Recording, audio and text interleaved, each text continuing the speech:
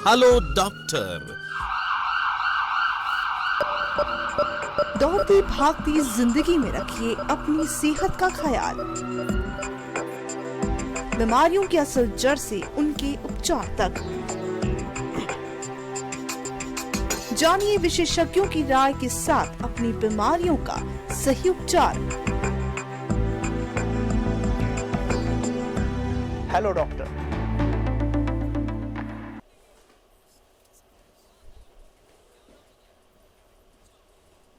नमस्कार दर्शकों स्वागत है आपका आज के हमारे हेलो डॉक्टर कार्यक्रम में। आप जानते हैं कि इस कार्यक्रम में हम बात करते हैं स्वास्थ्य संबंधी अनेक विषयों पर और उसके बारे में आपको अवगत करवाते हैं विभिन्न जानकारियों के साथ। तो आज के कार्यक्रम में हम बात करेंगे मुंह एवं दांतों के रोग, उनके लक्षण, उपचार एवं रोकथाम पर। और इस विषय में अधिक जानकारी देने के लिए आज हमारे साथ जो विशेषज्ञ मौजूद हैं वे हैं डॉक्टर विनय भारद्वाज जी, जो प्रोफेसर एवं विभागाध्यक्ष हैं गवर्नमेंट डेंटल कॉलेज शिमला के अंदर। तो आपका सर हमारे स्टूडियोज़ में बहुत बहुत स्वागत है। धन्यवाद जी। तो सर हम बात करते हैं मुंह एवं दांतों के रोगों पे, तो ये बहुत ज़्यादा हम देखते हैं कि निगलेक्टेड सी प्रॉब्लम्स रहती हैं, ज़्यादातर लोग ध्यान नहीं देते हैं। जब ज़्यादा हो जाती हैं तब लोग ज़्यादातर डेंटिस्ट के पास जाते हैं या उनको कंसल्ट करते हैं। तो हम सर मुख्य रोगों के बारे में जानना चाहेंगे कि मुंह और दांतों से जुड़े मुख्य कौन कौन सी समस्याएँ हैं जिन पर लोगों जो आमतौर पर होती हैं और जिन पर लोगों को ध्यान देने की भी आवश्यकता है। जहाँ तक संबंध है कि मुंह और दांतों के कौन कौन से रोग जो मुख्य रूप से प्रेवलेंट हैं, जी। सबसे ज़्यादा प्रेवलेंट है वो है डेंटल केरीज, दंत क्षय रोग या दांतों की सड़न। जी। जो दूसरी बीमारी सबसे ज़्यादा प्रेवलेंट है वो है मसूड़ों की प्रॉब्लम। जी। जैसे दांतों में, मसूड़ों में जो प्रॉब्लम होती है, पायरिया वगैरह उस तरह का। तीसरी जो कंडीशन है वो है टेढ़े मेढ़े दांतों की प्रॉब्लम। जी। और चौथी प्रॉब्लम जो लोग ज़्यादातर फेस करते हैं आजकल, काफ़ी कॉमन है क्योंकि पान गुटखा इस तरह का प्रयोग भी काफ़ी लोग कर रहे हैं, वो है ओरल कैंसर। जी। तो सर जैसे आपने डेंटल केरीज़ की बात की, जब दांतों की सड़न की जो हम बात करते हैं मुख्य तौर पे, तो सर ये किस किस तरह से होती है, इसके मतलब क्या क्या कारण होते हैं और क्या क्या इसके लक्षण हैं, जब हमें दिखाई कैसे देते हैं ये रोग? जैसे कि दंत क्षय रोग या डेंटल केरीज, जी। ये दांत की जो सबसे ऊपर वाली परत है उसमें इसकी सड़न शुरू होती है। जी। तो सड़न का जो कारण है वो है कि जब दांतों की अच्छी तरह सफाई नहीं होती। जी। तो दांतों में जब भी कोई चीज़ ऐसे चिपक जाएगा या कोई जैसे कार्बोहाइड्रेट वगैरह जब अच्छी तरह उसमें सफाई नहीं होगी तो उसमें एसिड प्रोड्यूस करते हैं जो माइक्रो बैक्टीरिया होते हैं। वो एसिड जो है वो उसकी ऊपर वाली परत में छोटा सा एक वहाँ पे एक कैविटी बना देगा। जी। तो शुरुआत में एक छोटी सी एक धब्बा या दाग जो दांत में दिखने को लगेगा। अगर शुरुआती लक्षणों में उसको ठीक नहीं किया तो बाद में वो दूसरी लेयर को इन्वॉल्व कर लेगा और तीसरी जो पल्प जो उसका एक सॉफ्ट टिश्यू होता है उसको इन्वॉल्व करके, और बहुत ज़्यादा कॉम्प्लिकेशन होती हैं बाद में। तो ये जो प्रोसेस है इससे डेंटल केरीज है, दंत क्षय रोग होता है। जी। तो सर हमें जब हम दंत क्षय की बात करते हैं तो दिखता कैसे है? हम दांत के किसी भी हिस्से पे दिखता है या फिर सेंटर में होता है या कहाँ से शुरू होता है एक्चुअली अगर देखा जाए तो? दंत क्षय रोग या डेंटल केरीज जो है वो दांत के जो हार्ड सरफेस, जैसे सामने हम देखते हैं ये जो हमें दिखता है वो क्राउन पोर्शन होता है, उसी में सड़न जो है वो ज़्यादातर शुरू होती है। तो शुरुआत में एक बहुत छोटा धब्बा होगा और बाद में जो है धीरे धीरे दांत काला पड़ने लग जाएगा या पेशेंट को उसमें जो है सेंसिटिविटी, दर्द वगैरह शुरू होने जाएगी। तो वो अलग अलग लक्षण है। वो बाद में एक छोटे जो एक काले धब्बे से शुरुआत होकर बहुत बड़ी कैविटी बन जाती है और अलग अलग तरह से जो है वो पेशेंट को ट्रबल करता है। जी। तो सर जब हम इसके उपचारों की बात करते हैं तो जब उपचार के लिए कोई आता है आपके पास पेशेंट, तो किस तरह से उपचार करते हैं और कैसे उसकी रोकथाम के भी क्या उपाय रहते हैं जनरली उसके लिए, अगर हम पहले ही प्रिवेंट कर दें? देखिए, जैसे मैंने बताया आपको कि डेंटल केरीज में सबसे पहले जो है वो किसी भी चीज़ का डिपॉजिट होना या कोई चीज़ जिसको अच्छी तरह दांतों को अगर साफ़ ना करें तो केरीज की शुरुआत हो जाती है। तो सबसे इम्पॉर्टेंट तो है proper tooth brushing. Proper tooth brushing, अच्छी तरह ब्रशिंग करेंगे तो टूथ सरफेस में किसी भी तरह का कोई खाना वगैरह या कोई ऐसी कोई स्टिकी कार्बोहाइड्रेट वो जमा नहीं होंगे और उससे केरीज नहीं होगी। लेकिन अगर शुरुआत हो गई और जब भी कोई पेशेंट हमारे पास आता है तो हम उसको अच्छी तरह उसको चेक करते हैं। तो शुरुआती दौर में जब वो केरीज जो है वह इनेमल या डेंटिन तक होती है तो उसको दांत को हम फिलिंग करके, अलग अलग तरह की फिलिंग अवेलेबल है, फिलिंग करके जो है उसकी उपचार करते हैं। जब वो डेंटल केरीज का जो एक्सटेंशन है वो, जैसे मैंने बताया कि जो तीसरी लेयर है वो सॉफ्ट टिश्यू होता है जिसको हम पल्प कहते हैं, जब वहाँ पहुँच जाता है तो फिर उस दांत की रूट कैनाल ट्रीटमेंट करनी पड़ती है जी, जिसे RCT के नाम से लोग जी, रूट कैनाल ट्रीटमेंट जी, जिसमें हम इन्फेक्शन को रिमूव करते हैं जी, और पेशेंट को 2-3 सिटिंग में जो है वो ट्रीटमेंट कंप्लीट हो जाती है। इन्फेक्टेड पोर्शन को निकाल के उसमें हम लोग जो है कुछ इनर्ट मटेरियल डाल के जो है उस पेशेंट के जो दर्द है उसका निवारण करते हैं। जी, तो सर जैसे हम इन्फेक्शंस की आपने बात कही, तो इन्फेक्शंस किस तरह से होते हैं? क्योंकि हम तो देखते हैं कि एक होल बन जाता है या कैविटी बन जाती है दांत सड़ने के बाद में या उस दौरान। तो सर जो हम इन्फेक्शन की आप जो बात कर रहे हैं वो किस तरह से होता है और क्या क्या वजह होती है इन्फेक्शंस की? क्योंकि हम देखते हैं कि बैक्टीरिया, फंगस और इस तरह की चीज़ें, वायरसेस जो हैं ये हवा में है और एयर में ही होते हैं, तो किस तरह से चलता है? जो मुँह के अंदर हैं क्या वो अलग होते हैं उससे? जो मुंह के अंदर जो कीटाणु होते हैं वो स्ट्रेप्टोकोकस होते हैं। जी, ठीक है, तो वही जो मैंने जैसे बताया कि उसी प्रोसेस में फॉर्मेशन ऑफ कैरीज या डिकैल्सिफिकेशन होती है, उसमें वो प्रोसेस में मल्टीप्लाई होते हैं जी, और उनको ना रोकें तो बाद में जैसे एनारोबिक बैक्टीरिया जो दूसरी अलग अलग तरह के बैक्टीरिया जो होते हैं वो बाद में इन्फेक्शन करते हैं जी, और यही इन्फेक्शन दांत से होता हुआ हड्डी में हो जाता है। जी, तो पेशेंट जब भी आते हैं उनको मेडिसिन दे के हम देखते हैं कि पेशेंट में कई बार स्वेलिंग होती जी, है ना, सूजन सी आ जाती है। जी, तो इसका मतलब है कि इन्फेक्शन जो है वो उस दौरान उन माइक्रोब्स की वजह जो है वो हड्डी में चला जाता है। जी, तो उसका भी रोकथाम में एंटीबायोटिक्स देके उसको हॉट फर्मेंटेशन या उस तरीके से करके रूट कैनाल ट्रीटमेंट करके जो हम उसका उपचार करते हैं। जी, तो सर जैसे आपने दूसरी बीमारी की बात की जिसको पेरियोडोंटल डिजीज़ या फिर मसूड़ों की बीमारी कहें, तो सर ये किस तरह की रहती है और लक्षण कैसे दिखते हैं और उपचार किस तरह से होता है इसका? मसूड़ों की प्रॉब्लम जब भी जो कोई हेल्दी टूथ होगा उसमें गम्स जो होते हैं वो बिल्कुल आपको दिखेंगे, जैसे हम कोई भी चीज़ खाते हैं तो उस पर कोई चीज़, लेकिन जब उस मसूड़े में कोई चीज़ डिपॉजिट हो जाती है, अक्सर हमने देखा है कि मसूड़ों के अंदर या दांतों के अंदर वाली सतह पे या सामने भी हम देखें कि पीले रंग का एक डिपॉजिट होता है जी, जिसका रीज़न वही दोबारा वही कि टूथ ब्रशिंग प्रॉपर नहीं हो रही। जी, तो धीरे धीरे जब वो डिपॉजिट होने लगता है तो वो मसूड़े को इरिटेट करता है, जी, मसूड़े जो है सूजने लग जाते हैं। जी, और इसका जो लक्षण ये है कि जब भी कोई वो चीज़ कोई खाते हैं तो उनके ऊपर जो है वो खून के धब्बे लग जाते हैं। जी, तो वो एक इसका ये है कि उस मसूड़ों में इन्फेक्शन हो गया है, इसको पायरिया भी कहते हैं। जी, और पेशेंट जो है वो खाने पीने में उसको तकलीफ़ होती है, कोई हार्ड चीज़ चबाएगा तब दर्द होगी उसको, और इससे जो है वो मुंह से बदबू भी आनी शुरू हो जाती है। तो सर इसका उपचार किस तरह से आप करते हैं? क्योंकि जो लोग होते हैं, लोगों में काफ़ी तरह की भ्रांतियाँ होती है पेशेंट्स में, तो उन्हें पता नहीं होता कि उनका उपचार सही होता है कि नहीं होता है। तो कृपया आप उसके बारे में बताएं कि उपचार किस तरह से होता है मसूड़ों का और कैसे आप करते हैं? मसूड़ों की प्रॉब्लम्स जैसे मैंने इसका कारण बताया कि ये डिपॉजिट्स की वजह से होता है, तो सबसे इम्पॉर्टेंट इसका जो प्रिवेंशन है या जो रोकथाम है वो प्रॉपर ब्रशिंग है। जी, जब उससे भी ये ठीक ना हो या कोई प्रॉपर ब्रशिंग नहीं कर रहा है कोई, तो उस परिप्रेक्ष्य में हम लोग पेशेंट जब भी आता है तो उसकी हम स्केलिंग करते हैं। जी, जिसे जब भी पेशेंट आता है 2 तरह की स्केलिंग होती है, ठीक है, उसमें स्केलर्स भी होते हैं, हम अल्ट्रासोनिक, आजकल नई टेक्निक है अल्ट्रासोनिक स्केलिंग, है ना, तो मशीन के माध्यम से जो हुए दांतों को साफ़ रखते हैं।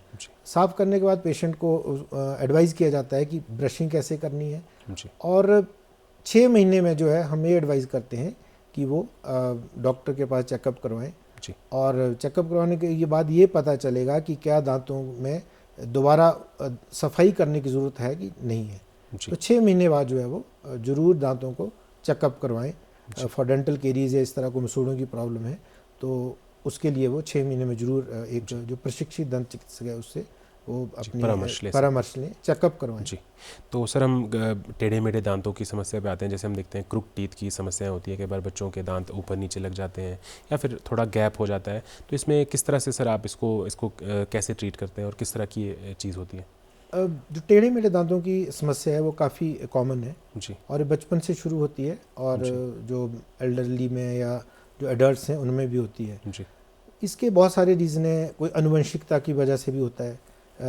शुरू में जब हमारे दांत निकलते हैं तो दांतों का साइज़ तो नॉर्मल होता है, लेकिन जो जबड़ा होता है जिसमें वो दांत फिक्स होते हैं वो रिलेटिवली शुरू में उसका साइज़ कम होता है। तो धीरे धीरे जो है वो जैसे जबड़ा बढ़ता है तो दांत जो है वो अपने आप उस जगह पे आ जाते हैं जो नॉर्मल स्पेस होता है, मतलब सेल्फ करेक्टिंग मालोक्लूजन।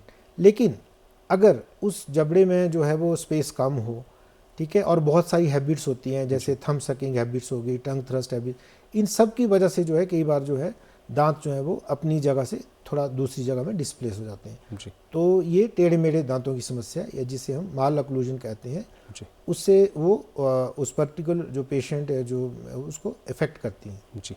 तो सर इसमें हम देखते हैं कि मतलब आप उपचार इसका किस तरह से करते हैं इसके बाद, क्योंकि उनको एडजस्ट भी करते हैं कुछ लोग, तो किस तरह से, क्योंकि वो तो एक दिक्कत भी देते हैं कई बार अगर कहीं ज़्यादा उभर के आ जाएं या कहीं अंदर बाहर जब ज़्यादा भी हो गए। उभर के आ जाएं या जब टेढ़े मेढ़े दांतों को, एक तो उनकी जो क्लीनिंग करना जी। वो पर्टिकुलर शख्स के लिए या पेशेंट के लिए वो थोड़ा टफ भी होता है। जी। इसकी जो ट्रीटमेंट है, 2 तरह की ट्रीटमेंट होती है इसकी। एक होती है रिमूवेबल अप्लाइंसेस, जी। वो अप्लायंस जिसको उतार चढ़ा के पेशेंट जो है वो निकाल लेता है, क्लीन करके दोबारा डाल लेता है। जी। एक होती है फिक्स्ड ऑर्थोडोंटिक ट्रीटमेंट, जी। जो एक विशेषज्ञ होता है ऑर्थोडोंटिस्ट, वो उसको करते हैं। तो उसमें पेशेंट जब भी आता है उसको इवेल्युएट करते हैं, उसका एक्सरे लेके या उसकी जो नाप लेके, उसके कास्ट वगैरह बना के उसका पूरा इवेल्युएट करके, और उसको पूरी तरह सेटिंग हो जाती है दांतों की। कुछ दांत उसमें निकालने भी पड़ते हैं, ठीक है। तो मोस्टली वो डिपेंड करता है कि उसको रिमूवेबल अप्लायंस से ठीक करना है या उसको फिक्स्ड ऑर्थोडोंटिक ट्रीटमेंट से ठीक करना है। जी। तो सर जैसे हम देखते हैं कि दांत कई बार, जैसे जो कई बार लोग कहते हैं अक्ल दाढ़ कहते हैं जिसे, तो जो लास्ट में आती हैं हमारी जो मोलर्स होती हैं, तो सर ये कई बार दूसरे दांत को पुश करती हैं या फिर उसके सीधा नहीं आके आगे की तरफ को आती हैं। तो सर इसका किस तरह से ट्रीट करते हैं आप, किस तरह से ट्रीटमेंट रहता है, या फिर उसको निकालना उचित रहता है, या फिर उसको, क्योंकि वो अगले दांत पे प्रभाव डालती है, तो उसको किस तरह से आप सर ट्रीट करते हैं? अक्ल दाढ़ या विजडम टूथ या जो 8वां दांत है, उसको थोड़ा वो लेट आता है, 17-18 साल की उम्र में जो है वो हमारे मुंह में ओरल कैविटी में आता है। जी। तो सबसे इम्पॉर्टेंट उसकी हमें इवैल्यूएशन करना होता है, हम एक्सरे लेते हैं। जी। अगर नॉर्मली वो ओरल कैविटी में 17-18 साल में आ जाता है, थोड़ा बहुत तो उसको तंग करता है वो पेशेंट को, आएगा, या उसको थोड़ा क्लीन करना मुश्किल होता है, या उसके जो फ्लैप होता है दांत के ऊपर में, उसमें जो है वो खाना वगैरह फंसता है, सड़न होती है और स्वेलिंग आती है, तो वो तो नॉर्मली उसको आने देते हैं उसको। लेकिन कई बार ऐसा होता है कि जो विजडम टूथ है वो बिल्कुल हड्डी के अंदर होता है। जी। तो उस केस में एक्सरे लेके, रेडियोग्राफ लेके, पेशेंट की इवैल्यूएशन करके उसको जो है वो निकालना पड़ता है। जी। अदरवाइज एक तो वो पुश करके जो आगे वाला दांत है, या जिसको हम सेवंथ टूथ या जो दूसरा मोलर होता है, उसकी जड़ को काटना शुरू कर देता है। जी। तो जब भी पेशेंट जिस तकलीफ में आएगा, उसका रेडियोग्राफिक इवैल्यूएशन करने के बाद जो है उसी तरह की ट्रीटमेंट करते हैं। पर ये ज़रूरी नहीं है कि उस दांत को निकालना ही है। जी। जी। तो सर जैसे आपने कहा कि जो ब्रशिंग है वो बहुत ही इंपॉर्टेंट है, क्योंकि हम देखते हैं कि चाहे दांत सड़ना हो, चाहे मसूड़ों की प्रॉब्लम्स हैं, तो ये सारी क्या हो रही है, सफाई की वजह से हो रही है। तो सर दांतों की अगर हम सफाई की बात करें तो सर हम किस तरह से टूथ ब्रश करें, क्योंकि आजकल ब्रशिंग का ज़माना है, तो ब्रशिंग किस तरह से करें सर, क्योंकि लोगों को ज़्यादातर भ्रांतियाँ होती है कि वो सीधा कर देते हैं कि भाई साफ़ तो हो गया, तो वो ज़्यादा बॉदर नहीं करते। तो सर किस तरह से टेक्निक रहती है? ब्रशिंग एक बहुत ही महत्वपूर्ण है जहाँ तक दांतों की और मुंह की बीमारियों की रोकथाम का विषय प्रश्न है। जी। जैसे प्रश्न आता है कि कब, कितनी बार ब्रश करना है, कब ब्रश करना है, जी। तो इसकी मैं यही सलाह दूंगा कि 2 बार ब्रश करना है। साधारणतः यह होता है कि सुबह उठ के हम लोग ब्रश करते हैं, उसके बाद ब्रेकफास्ट करते हैं। वो एक गलत परंपरा है। सुबह ब्रेकफास्ट करने के बाद ब्रश करना है और रात को सोने से पहले ब्रश करना है। जी। दिन में जब भी खाना खाते हैं तो ब्रश अगर करना संभव ना हो तो उस केस में जो है वो कुल्ला कर सकते हैं, है ना। मुख्य उद्देश्य तो वही है कि जो चीज़ दांत के ऊपर डिपॉजिट है वो निकले और दांत के ऊपर स्टिक ना करे, ताकि विभिन्न तरह की जो है वो बीमारियां दांतों की ना हो। और कितनी देर ब्रश करना चाहिए, अक्सर ये देखा गया है कि लोग 5-5, 10-10 मिनट तक जो है जोर जोर से जो है वो ब्रश करते रहते हैं। तो अगर हम बहुत फोर्स लगा के बहुत देर तक ब्रश करेंगे तो इससे नुकसान भी होता है। ठीक है, इससे एक तो मसूड़े छिलने का डर रहता है, और जब मसूड़ा छिल गया या वो थोड़ा सा वहाँ से उसकी रिसेशन होगी, उस जगह दांत कट जाता है, जिसको हम टूथब्रश एब्रेजन कहते हैं। तो उस केस में पेशेंट जो भी, मतलब जिसने भी वो हार्ड ब्रशिंग की है, उसको सेंसिटिविटी शुरू हो जाती है, और बाद में जो है उसकी दूसरी ट्रीटमेंट जो है वो RCT, वो सारी चीज़ें फिलिंग्स करनी पड़ती। तो टूथ ब्रशिंग जो है वो एक बहुत इंपॉर्टेंट जो एस्पेक्ट है for the prevention of oral disease. मैं मॉडल आया हूँ, मैं इसके माध्यम से थोड़ा सा डेमोस्ट्रेट कर दें दर्शकों को बताना चाहूँगा। जी। सबसे पहले जो है टूथब्रश के ऊपर जितना मटर का दाना होता है उसके बराबर जो है इस पे जो है वो लगाना है। और ये हमारे टीथ हैं, जैसे ये ऊपर वाला जबड़ा होता है, ये नीचे वाला जबड़ा होता है, ठीक है। तो इसमें लगाने के बाद जो है तीन तीन दांतों को ऐसे निचली तरफ करने के बाद जो ऐसे करना है, ठीक है। इसी तरह अगले वाले दांतों को सबको करके जो है वो तीन तीन दांतों को एक बारी में करना है जी। और जो टूथब्रश होता है उसको निचली तरफ करना है, उसको ऊपरी तरफ नहीं करना है, ठीक है। और ये तो हुआ बाहर वाला सरफेस इसका, ठीक है, फेशियल और बक्कल सरफेस जी। इसके साथ जो है अंदर से भी ब्रश करना है। अक्सर हम क्या करते हैं कि हम ब्रशिंग जो है वो बाहर वाले सरफेस पे करते हैं और अंदर वाले सरफेस को छोड़ देते हैं। तो अंदर और बाहर तीन तीन दांतों को लेके जो है ब्रशिंग करनी है, ठीक है। तो ये तो ऊपर वाला जबड़ा, नीचे वाले जबड़े में भी इसी तरह ब्रशिंग करनी है, तीन तीन दांत लेके जी, ठीक है। और सबसे इंपॉर्टेंट होता है जो हमारे नीचे वाले दांत होते हैं, इनके अंदर वाला जो हिस्सा है, यहाँ पे हमारी जो थूक की ग्रंथि है उनकी ओपनिंग होती है, यहाँ सबसे ज़्यादा कैलकुलस डिपॉजिट होता है जी, ठीक है ना। अगर उसको हम क्लीन नहीं करेंगे तो वही दांत बाद में हिलने लग जाएंगे और सबसे ज़्यादा ट्रबल करते हैं, ठीक है। तो ऊपर वाले दांतों के अंदर और बाहर के पूरे सर्फेसिस, नीचे वाले दांतों के भी अंदर और बाहर के दोनों सर्फेसिस, और खासकर जो नीचे वाले दांतों का अंदर वाला जो हिस्सा होता है, ठीक है। और उसके साथ साथ बाद में दांतों में ब्रशिंग करने के बाद जो है हम अपने ब्रश से ही जीभ को भी साफ कर सकते हैं जी, ठीक है। उससे जो है वो क्या होता है कि जो जीभ में डिपॉजिट नहीं होंगे तो हेलिटोसिस वगैरह या जो फॉल स्मेलिंग वो वाली नहीं होती है। और कभी भी बहुत जोर से रगड़ के ना ब्रश करें, जैसे मैंने बताया, उससे क्या होता है मसूड़ा कट जाता है और दांत कट जाता है और पेशेंट को बहुत सारी मतलब फ़ायदा होने की जगह नुकसान होता है जी। तो सर आपने ब्रशिंग की टेक्निक तो बता दी है, तो सर मैक्सिमम लोग क्या होते हैं कि वो ब्रशेस जो है वो इनडेफिनेटली यूज़ करते जाते हैं कि उन्हें पता नहीं होता कि कब चेंज करें। तो सर ब्रश चेंज कब करें वो भी आप कृपया बताएं हमारे दर्शकों को।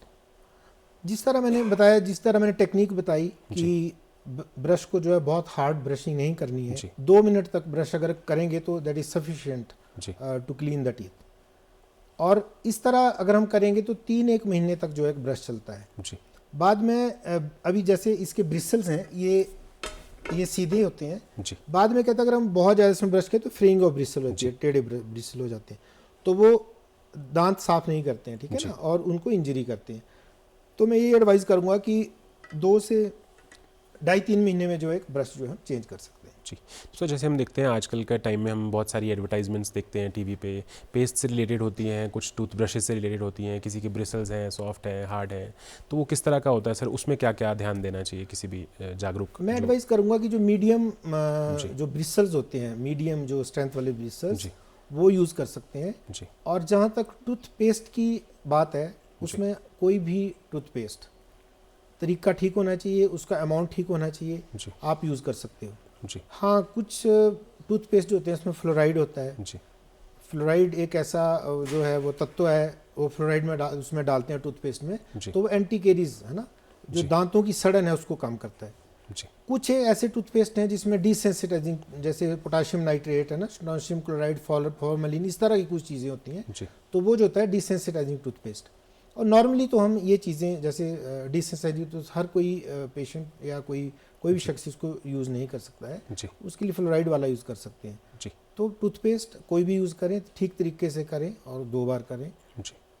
तो सर हम देखते हैं कि आजकल जो युवा कहें या पुराने जो लोग भी थे, उनमें भी एक नशा करने की थोड़ी प्रवृत्ति होती है, स्मोकिंग जिसमें मेनली है कि स्मोक मैक्सिमम लोग करते हैं आज के समय में। सर उसके साथ हम देखते हैं कि दांतों पे भी प्रभाव पड़ रहा है और मुंह पे भी रोग हो रहे हैं, और टबैको का यूज़ हम देखते हैं कि ज़्यादा होता है तो आप कैंसर भी हो जाते हैं। तो सर ओरल कैंसर जो हम बात करते हैं आज के समय में, जिसके ऊपर लोग जागरूक भी कर रही हैं, गवर्नमेंट्स भी जागरूक करती हैं, तो किस तरह की बीमारी है सर और कैसे इसका रोकथाम और उपचार अगर आप बताएँ तो किस तरह से? ओरल कैंसर के बहुत सारे रीज़न हैं जी। जैसे कोई शार्प टूथ जी, मुंह में ऐसा कोई दांत जो कांस्टेंट इरिटेशन कर रहा हो जी, वो भी एक रीज़न है।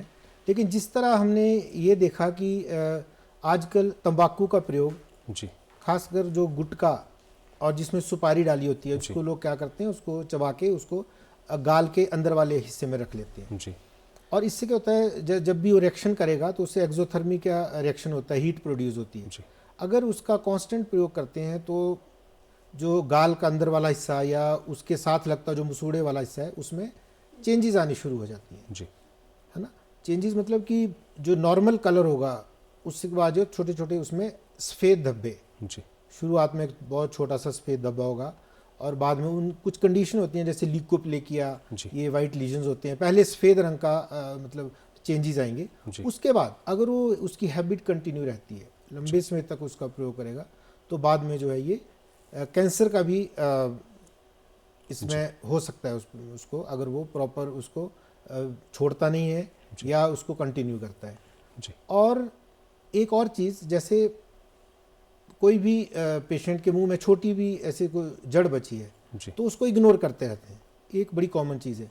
और उस कॉन्स्टेंट इरिटेशन से या तो जीभ वाला हिस्सा या जो गाल वाला अंदर वाला हिस्सा वहाँ वो कटता रहता है। बच्चों में भी देखा गया कई बार जो डेसिडोस टूथ है उसकी जो जड़ है वो मसूड़े को काटती रहती है, गाल को काटती रहती है। तो अगर इसका उपचार ना करें, उस जड़ को रिमूव ना करें, तो वो भी जो है वो एक मतलब अननोइंगली वो जो है कैंसर की बीमारी हो सकती है उसमें। जी, तो सर ये कितना घातक रहता है लोगों के लिए, और आपने जो आप केसेस ट्रीट करते हैं, तो आप हिमाचल में अगर परिप्रेक्ष्य में बोलें तो कितना आप देखते हैं कि कितना इसका अभी तक प्रभाव है देखिए स्टेट में? इसका सबसे इम्पोर्टेंट चीज़ ये है कि जो मुंह का कैंसर है जी, उसको लोग यूजुअली जो है ना नेगलेक्ट करते हैं। जी, वो सोचेंगे कि मेरे मुंह में कोई दांत में कोई दर्द हो रही है, वो पहले तो खुद सेल्फ मेडिकेशन करते रहेंगे, फिर कहीं जाएंगे कुछ करेंगे, तो वो जो है इतना ज़्यादा एक्सटेंसिव स्टेज में या 3rd या 4th स्टेज में चला जाता है जी, तो उसका उपचार होने की संभावना जो है कम होती है। जी, ठीक है ना जी। और तंबाकू वगैरह का भी है, 1 to 2% जो है लोगों में जितने भी कैंसर हैं उसमें ओरल कैंसर या जो मुंह का स्क्वेमस सेल कार्सिनोमा ये प्रिवेलेंट है। जी सर, हम कुछ कॉमन डिजीज़ की बात करें, या डिजीज़ क्या कहें इन्हें, डिसऑर्डर्स थोड़ा सा कहें, कि जैसे हम देखते हैं कि मुंह से जो है स्मेल आती है कई लोगों के, या फिर जो दांत है वो पीले हो जाते हैं, दांतों का पीलापन, और ये सब चीज़ें सर थोड़ी थोड़ी जो छोटी छोटी प्रॉब्लम्स हैं, तो ये सर किस तरह से लिंक्ड होती है हमारी हेल्थ से, जो जनरली क्या हमारी बाकी अंगों से भी प्रभावित होती है हमारी मुँह की जो हेल्थ होती है? सबसे बड़ा जो रीज़न है हेलिटोसिस का, या जो मुंह से दुर्गंध आती है, उसका सबसे बड़ा रीज़न जो होता है वो पुअर ओरल हाइजीन। जी, ठीक है, कि दांतों में जैसे सफाई ना करेंगे, उसके मसूड़ों में पायरिया हुआ, एब्सेस हो गई, वो एक सबसे इम्पॉर्टेंट रीज़न है। जी, लेकिन कई पेशेंट्स में ऐसा देखा गया है कि उनके दांत बिल्कुल ठीक होते हैं, मसूड़े ठीक होते हैं, लेकिन फिर भी उनके मुंह से स्मेल आती है। जी, तो वो मतलब और रीजंस होते हैं, जैसे किसी पेशेंट्स को साइनोसाइटिस होगा, या कई लोगों को सोर थ्रोट होता है, टॉन्सिलाइटिस होता है, या कोई पेट में भी कोई ऐसी प्रॉब्लम होती है, उसकी वजह से भी जो है हेलिटोसिस आती है। तो मुंह के रोग जो है वही एकमात्र कारण नहीं है कि इसमें जो है हेलिटोसिस का, तो उसके लिए अलग अलग जो बीमारियां हैं वो भी इसका कारण हो सकती हैं। जहाँ तक आपने बात कही कि कोई और बीमारियां भी जो सिस्टमिक डिजीज़ हैं क्या उनका असर होता है, तो डेफिनेटली बहुत सारी बीमारियां जैसे डायबिटीज़, अस्थमा और ये सारी कार्डियक प्रॉब्लम्स, ये भी इनडायरेक्टली और डायरेक्टली एसोसिएटेड होती हैं मुंह की बीमारी से। ठीक है ना, जैसे डायबिटीज़ में पेशेंट को एक तो इम्यूनिटी उसकी कम हो जाती है। ठीक है, तो उसकी वजह से क्या होता है, जो पेरिडोंटल डिजीज़ या मसूड़ों की बीमारी उसमें बहुत एक्सटेंसिव हो जाती है, तो उनका जो है वो परोक्ष रूप से जो है ना, प्रत्यक्ष और परोक्ष रूप दोनों तरीकों से जो सिस्टेमिक डिजीजेस उनका इफेक्ट होता है मुंह के स्वास्थ्य। जी, तो सर आप हमारे स्टूडियोज़ में आए और हमारे दर्शकों को इतनी महत्वपूर्ण जानकारी दी, उसके लिए आपका बहुत बहुत धन्यवाद। दर्शकों, आपसे मिलेंगे इसी कार्यक्रम के अगले अंक में, तब तक के लिए नमस्कार।